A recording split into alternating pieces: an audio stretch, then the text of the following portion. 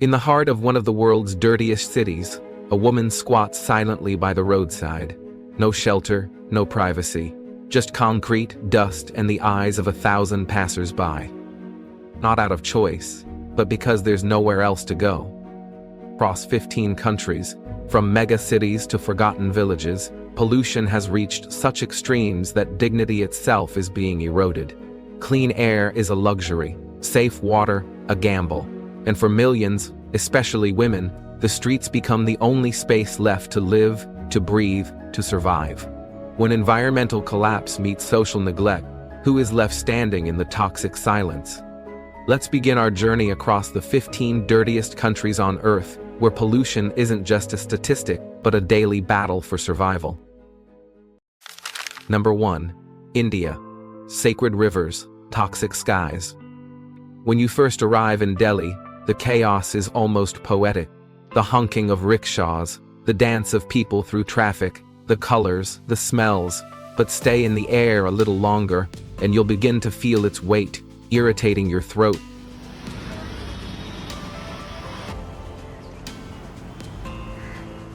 Pressing on your chest. According to the latest data from the World Air Quality Report, released in early 2025, Delhi ranks as one of the most polluted cities on Earth. The concentration of PM 2.5, those microscopic particles that penetrate deep into the lungs, is often more than 5 times higher than the World Health Organization's recommended safety limit. To put that into perspective, on particularly bad days, the health impact of breathing this air has been likened to smoking multiple cigarettes, according to environmental health experts. And the cost? An estimated 1.67 million lives are lost each year in India due to air pollution illnesses, ranging from chronic respiratory issues to cardiovascular disease. It's often called the invisible killer, especially prevalent during the winter smog season, when the city is cloaked in a dense gray haze. But air isn't the only element under pressure. Flowing from the Himalayas, the Ganges River, known locally as Ganga, is revered as sacred. Millions bathe in it daily, believing in its spiritual power to purify. Yet today, nearly 70% of its water is considered unsafe for human contact. Industrial waste, untreated sewage, and an estimated 30,000 tons of plastic annually have contributed to severe pollution in certain stretches, prompting environmentalists to describe it as critically contaminated. This river, once a symbol of spiritual and ecological vitality, now struggles to sustain life in many regions. As is often the case in environmental crises, the poorest and most marginalized suffer first. In the slums that fringe Delhi's sprawling edges, families often cook using biomass fuels, access water from questionable sources, and lack essential medical care. For pregnant women, prolonged exposure to polluted air increases the risk of premature births, low birth weight, and stillbirth. For young children, the damage to developing lungs can result in lifelong respiratory challenges. Perhaps the most alarming aspect? The normalization. The smog has become just another part of the skyline, the river's pollution, an accepted inconvenience. And the suffering? Quiet, gradual, until the consequences can no longer be ignored. Number 2. Nepal. The Himalayas, hidden in haze. High in the heart of the Himalayas, nestled between ancient temples and the shadow of Everest, lies Kathmandu, capital of Nepal, a city known for its spirituality, its hospitality, and increasingly, its air pollution. It's a hard image to reconcile, but today, Kathmandu ranks among the most polluted cities in the world. On many days, the city's air quality index, a scale that measures airborne pollutants, soars above 300. This level is classified as hazardous, where simply stepping outside can pose serious health risks. The impact is sobering. According to the Global Burden of Disease study updated for 2025, over 30,000 premature deaths each year in Nepal are linked to air pollution. That's roughly 80 people every day, lives shortened by what they breathe. And the damage doesn't stop at health. It reaches into the heart of the country's economy. Nepal, a nation that draws travelers with its promise of pristine mountain views and clear skies, is now confronting a new reality. On hazy days, the majestic Himalayas fade into obscurity. Tourists who come for alpine serenity find themselves battling dust, smoke, and diesel fumes instead. Imagine hiking for hours to a famous lookout point, only to see the peaks hidden behind thick haze, or waking in a heritage hotel in Patan, not to morning chants, but to a dry cough. For a country that banks on being the rooftop of the world, pollution is becoming not just a health issue, but a branding challenge. The causes are multi-layered. Urban traffic, particularly aging motorbikes and diesel vehicles, contributes heavily. Brick kilns scattered throughout the Kathmandu Valley release dense black smoke. Open burning of household waste, combined with rapid urban expansion and limited infrastructure, has outpaced the city's ability to cope. These are the growing pains of modernization, but left unchecked, they threaten the very environment and identity Nepal is known for. So the question remains, can a country so rich in natural beauty and cultural depth protect the clarity of its skies and the health of its people? Because when the air turns toxic in the land of the Himalayas, the world doesn't just lose a view, it loses a rare and sacred connection to nature.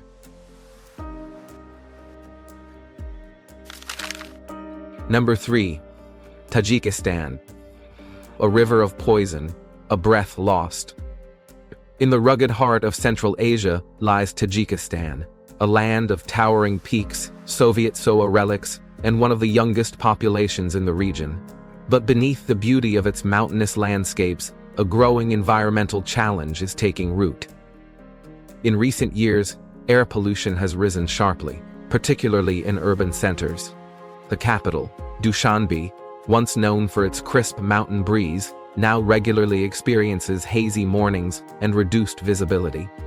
A 2024 study by the Central Asia Regional Environmental Center revealed that air quality in several major cities exceeds safe levels on over 100 days each year. The consequence? A measurable loss in public health and quality of life. In some of the most affected districts, average life expectancy has declined by as much as 2.5 years, especially among vulnerable groups, such as the elderly, young children, and those with pre-existing respiratory conditions. But the air is only one part of the equation. The Vaksh River, once a vital artery for agriculture, drinking water, and daily use, now carries serious risks. Decades of industrial discharge, particularly from chemical plants and fertilizer factories, have led to contamination in multiple areas. Studies have found elevated levels of heavy metals, such as cadmium and arsenic, not only in the water, but in the soil and crops near its banks.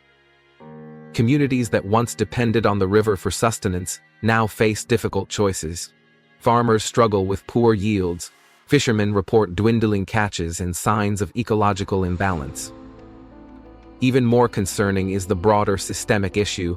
Enforcement of environmental standards remains limited. Infrastructure to treat waste and regulate emissions is often outdated or under-resourced. In rural areas, garbage is frequently burned in open pits. In cities, emissions from older diesel buses and industrial zones mixed with dust from unpaved roads, creating a persistent cocktail of pollutants. While Tajikistan has taken initial steps toward environmental reform, including regional cooperation efforts and pilot clean energy projects, progress is slow and public awareness remains low. Still, there is hope. Grassroots environmental organizations are beginning to raise their voices.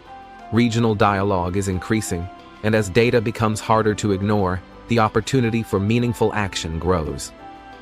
Because, in Tajikistan, the question isn't whether the environment is changing, it's whether the systems in place can adapt in time to protect the lives and landscapes that depend on it. Number 4. UAE, luxury above, toxic heat below. Gleaming towers, polished highways, man-made islands sweeping across the sea like strokes of modern art. At first glance, the United Arab Emirates feels like a window. But beneath this high-tech sheen, another reality lingers, one that's harder to see, yet increasingly impossible to ignore. Despite its remarkable advancements, the UAE remains heavily reliant on fossil fuels. As of 2025, oil and gas still account for more than 2/3 of the country's energy supply. And with that reliance comes an environmental cost: persistent air pollution. For many residents, life moves within temperature-controlled spaces, from cars to malls to offices. But for the country's vast outdoor workforce, primarily migrant laborers, working long hours under the desert sun, these laborers face not only extreme heat, but also elevated exposure to harmful air pollutants. According to recent health reports, levels of ground-level ozone, nitrogen dioxide, and PM10 particles regularly exceed World Health Organization guidelines on over 150 days per year. The consequences include respiratory illness, heat stress, and in the most severe cases, premature death. These workers are the unseen backbone of the nation's urban development, and their health risks deserve far greater visibility. To its credit, the UAE has launched several forward-thinking initiatives to combat pollution. The Mohammed bin Rashid Al Maktoum Solar Park, one of the largest solar projects in the world, is set to provide up to 25% of Dubai's energy needs by 2030. Electric bus programs and smart city technologies are also in development. But these efforts, while commendable, face a race against time.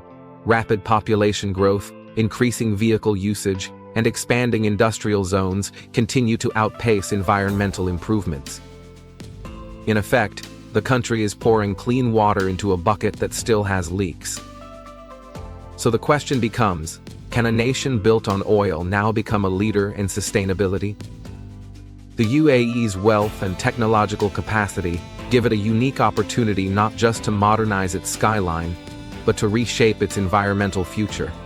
Because in the desert, Number 5. Pakistan. Beautiful, breathless, and dying. The morning haze over Lahore may look like fog, but it carries something far more harmful: fine particulate matter suspended in the air and seeping into every breath. Several of Pakistan's major cities, Lahore, Karachi, Faisalabad, are now consistently ranked among the most polluted urban areas in the world. According to the IQ Air 2025 World Air Quality Report, Lahore recently appeared in the top 3 most polluted cities globally.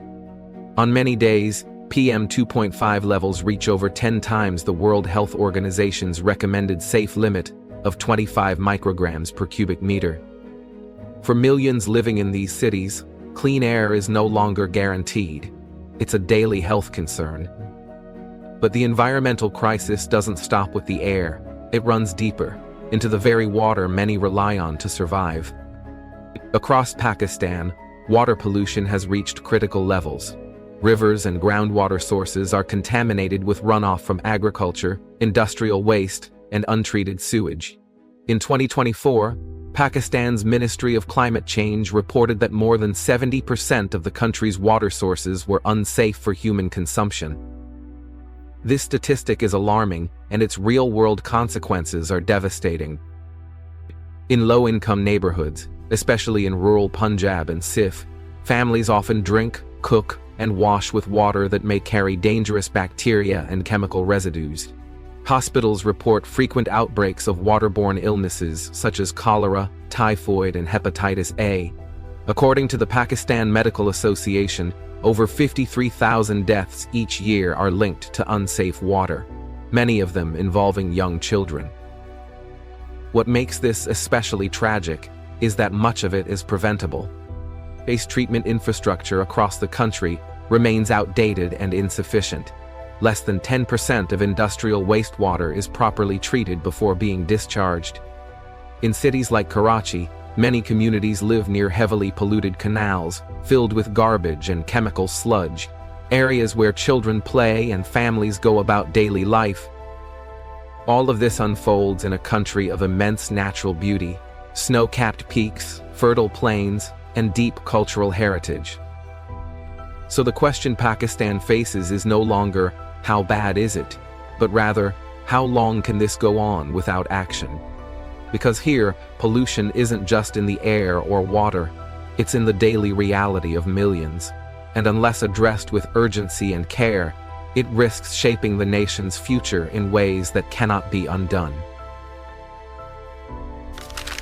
Number 6. Indonesia. The forest burns, the future fades. Jakarta wakes under a gray sky, not clouds but choking haze. On some days, the air quality index soars past 300, turning daily life into a health hazard. But this crisis goes beyond cities. Indonesia contributes nearly 8% of global deforestation, much of it for palm oil. Fires used to clear land release toxic smoke that spreads across Southeast Asia, closing schools, grounding flights, and filling hospitals. The damage runs into the water too. The Citarum River, once vital, now ranks among the most polluted in the world, clogged with plastic, chemicals, and untreated waste. Yet millions still depend on it for daily needs. Despite visible devastation, burn scars, haze, rivers choked with trash, the deeper issues remain: weak regulation, economic pressure, and unchecked global demand. Still, hope stirs. Grassroots efforts, cleaner industry practices, and environmental reform are gaining ground. Because when Indonesia's forests and rivers fall, it's not just nature that suffers, it's the people who rely on them to live. Number 7. Egypt. Nile of Life, now a river of death. For millennia, the Nile has been Egypt's lifeline, nourishing its people, its crops, and its culture. But today, both the river and the air above it are choking under pollution. In Cairo, PM 2.5 levels frequently exceed safe limits by over 5 times, contributing to more than 20,000 pollution deaths each year. Meanwhile, the Nile, critical to nearly 90 million Egyptians, is becoming increasingly toxic.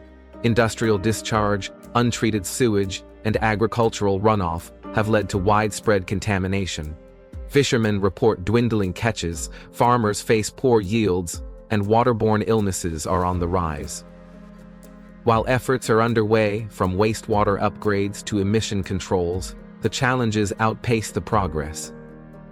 When the Nile is poisoned, it's not just a river in danger, it's Egypt's future. The need for bold, coordinated environmental action has never been more urgent. Number 8. Iraq. Oil smoke and dying rivers. In Iraq, the air hangs heavy, not just with heat, but with toxins. Across cities like Basra and Baghdad, air quality has plummeted due to gas flaring at oil fields and the relentless rise of traffic. The result? One of the lowest air quality ratings in the Middle East, with a growing toll on public health, especially among children and the elderly. But the crisis goes beyond the sky. The once mighty Tigris and Euphrates rivers, lifebloods of Mesopotamia, are now choked by pollution. Over 70% of Iraq's untreated sewage is dumped straight into these waters. With it comes disease, contamination, and a creeping sense of despair. The impact is massive: a clean water crisis, rising food insecurity, and hospitals overwhelmed with waterborne illnesses like cholera and hepatitis. In rural villages, families boil cloudy water just to survive. In urban hospitals, doctors warn of an unfolding humanitarian disaster if systems don't change. Number 9. DRC. The forest chokes from within. In the heart of Africa, the Democratic Republic of the Congo holds vast rainforests, rivers, and rare minerals. But behind its natural wealth lies a silent crisis. Over 85% of households rely on charcoal and wood for cooking. Inside mud homes and tin shelters, the smoke builds up. There's no ventilation, no escape. The result? Widespread indoor air pollution. And it's not the strong who suffer most, it's women and children, exposed daily to toxic fumes. Respiratory infections are now among the leading causes of death for young children in the country. But the damage doesn't end at the doorstep. Illegal logging and unregulated mining are tearing through forests. Entire communities now face hunger, waterborne diseases, and ecological collapse, while the forest's lungs of the region disappear tree by tree. Number 10. China's growth in the shadow of smog. China powers the global economy, but at a steep environmental cost. As of 2025, China is responsible for nearly 30% of the world's carbon dioxide emissions. From coal-fueled plants to massive industrial zones, the skies over cities like Beijing and Shanghai often hover in the hazardous range. Masks aren't just for flu season, they're part of daily life. But the crisis goes far beyond air. China's major rivers, the Yangtze and the Yellow River, are heavily polluted. Industrial waste, agricultural runoff, and untreated sewage have left many waterways unsafe for drinking, fishing, or irrigation. In some regions, the water is too toxic even to touch. And the land itself is changing.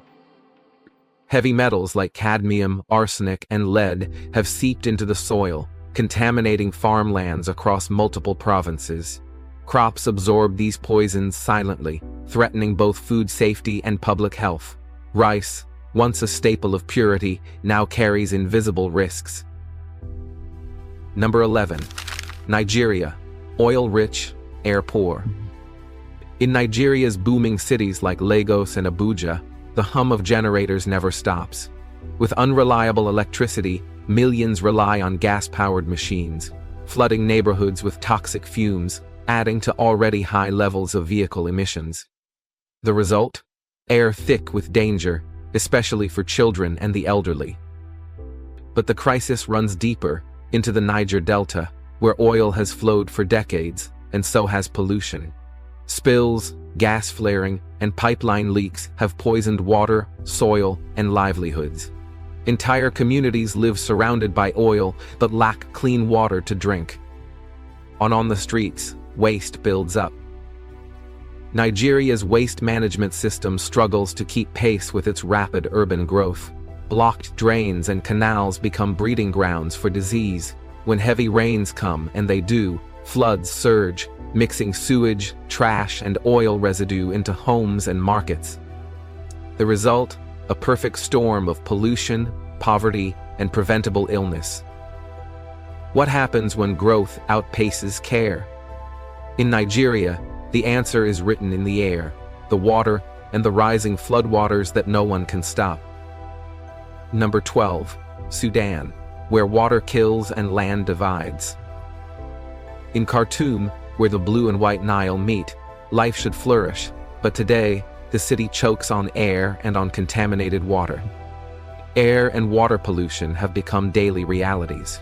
Waste from homes and factories flows straight into the Nile, turning Sudan's most vital river into a carrier of toxins and disease. For many, there's no alternative. This is the water they drink, cook with, and bathe in. And the consequences are deadly. Cholera and other waterborne illnesses continue to claim lives, especially in camps and rural villages with no sanitation. Hospitals overflow, and clean water becomes a luxury few can access. Farther west, in Darfur, the crisis shifts form. Years of deforestation and land degradation have reduced once fertile lands to dust. As farmland disappears, tensions rise. Conflicts over resources escalate between communities fighting to survive. Number 13. Kuwait, when the sand turns toxic. In Kuwait, the wind carries more than sand. Known for its vast oil wealth, Kuwait also faces some of the highest air pollution levels in the Gulf. The culprits? Massive oil production, and the release of sulfur dioxide and nitrogen oxides, toxic gases that blanket the air. But what makes it worse is the sand. Dust storms, once natural, now mix with industrial emissions, creating toxic sandstorms that reduce visibility and wreak havoc on lungs. On these days, the air becomes a chemical cocktail, nearly impossible to breathe safely. And while environmental reforms have been introduced, progress remains slow. The country's deep reliance on oil continues to stall cleaner alternatives. Renewables grow, but at a pace far behind the pollution. Number 14. Bangladesh, breathing in the silent killer. In Dhaka, the air feels thick, even when the skies look clear. The capital of Bangladesh ranks among the most polluted cities in the world. On most days, PM 2.5 levels exceed 5 times the safe limit set by the World Health Organization. This isn't just pollution, it's a public health emergency. Each year, over 200,000 people die from air pollution illnesses. From strokes to respiratory failure, children struggle to breathe, elderly collapse in the heat. Even newborns are not spared, born into a world where every breath is already a threat. And the toll goes beyond lives. It steals time. Recent studies show a significant drop in life expectancy, especially in urban areas. In Dhaka, pollution isn't just outside your window, it's inside your lungs, every single day. Number 15. Afghanistan, a winter cloaked in smoke. In Kabul, winter doesn't just bring cold, it brings smog thick enough to choke a city. With limited electricity and fuel, families burn tires, plastic, and scrap just to stay warm. But this desperate heat comes at a deadly cost. The air fills with toxic smoke, clinging to the streets and seeping into every breath. During winter months, Kabul becomes one of the most polluted capitals on Earth. Visibility drops. Breathing becomes painful. For many, especially the poor, there's no choice but to inhale and endure. The human cost is staggering. Every year, over 20,000 Afghans die from air pollution illnesses, more than from war or violence. Children and the elderly are the most vulnerable, their lungs too fragile for this poisoned air. Hospitals overflow, masks offer little, and still the smoke rises. ASLA. From the crowded alleys of Dhaka to the oil-slicked waters of the Niger Delta, from the golden deserts of Kuwait to the smoky rooftops of Kabul, one thing is painfully clear. Pollution is no longer just about the environment, it's a humanitarian crisis. It's not just melting ice caps or endangered species, it's children struggling to breathe, mothers boiling contaminated water, fathers watching crops fail, entire communities being poisoned by the very air they live in and the rivers they once trusted. And make no mistake, this isn't happening far away. It's happening now, across every continent, and the toll is devastating: shortened lives, lost futures, and a planet quietly suffocating. So we are left with a question, perhaps the most urgent of our time. Do we strengthen environmental laws, or do we reimagine growth through sustainable, human-centered development? Because continuing as we are is not an option. We stand at a crossroads between profit and planet, between comfort and conscience, and while governments debate and industries delay, the Earth continues to send us warnings in every toxic river, in every smog-filled sky, in every silent breath lost too soon. But the future isn't written yet. It belongs to those who choose to act, to vote for clean energy, to demand corporate responsibility, to protect the voiceless, the forests, the rivers, the children yet to be born. So we ask you, what kind of world will you leave behind? Because this story doesn't end here. It begins with you. Share your voice, raise awareness, and act for the Earth and for each other.